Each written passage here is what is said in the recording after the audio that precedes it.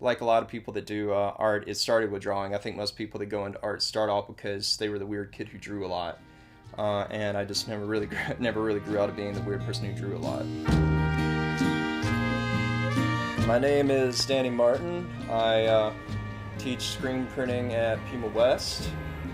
I moved out here 10 years ago to attend the University of Arizona. I got my master's in printmaking. I came from Alabama. I definitely consider Tucson my home. Well, I do like to draw every single day. Not just draw, but actually go out in public and draw. Just being in my environment and working, it's definitely the happiest that I ever am, is when I'm making objects. Out here today drawing the Paul Bunyan statue, which is definitely a local icon. I'm working on my ongoing project, which is called Tucson Sketchbook, sometimes called Tucson Sketchbook Project. Doesn't really matter. I'm about 50 drawings in. It's not random that I chose the buildings. The order in which I do them is somewhat random. It's mainly been older buildings, I would say. It's been mainly downtown buildings. A structure gets bumped up the list if it's something I think has a shorter shelf life. If it's like a business I think will be closing down, or a building that will be knocked down.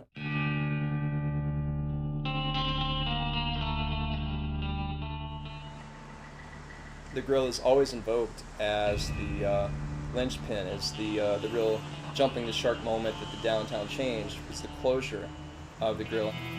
It was an important meeting place for downtown culture. And it's not only that it's not there, but it literally burned down. For me, it did motivate me to not just complain or not just talk or reminisce, but to actively, at least for me, feel like I'm engaging in the dialogue of what Tucson is.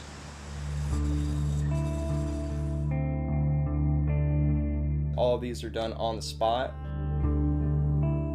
It's really important for me to draw these on spot, because otherwise I'm kind of looking through someone else's filter. I really feel connected with the place while I'm drawing it. It actually makes it like I am a photographer or something like that, because I'm dictating how I see the place completely.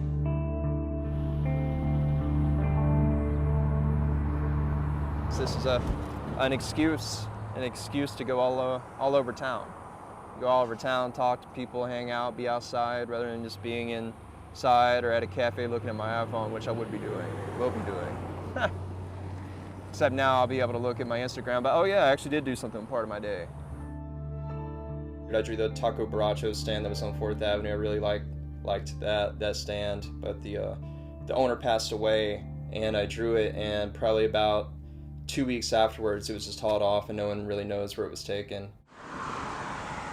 There was an old fruit stand on 6th Avenue and Speedway that recently had to close down, and the couple had been there, I believe they said, since 1966. I didn't really do any documentation to where, even if I wanted to work from photos, like I couldn't, because I didn't take any documentation.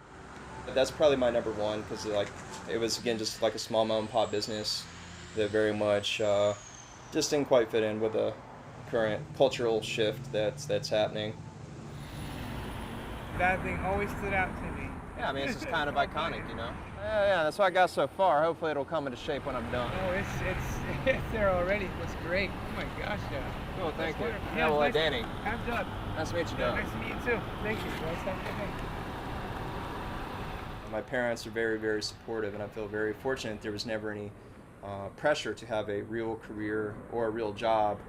And the only negative of that is the struggle to completely making up and figuring out how to make it work financially, which is another reason why I love Tucson, because I'm actually able to afford being a artist here.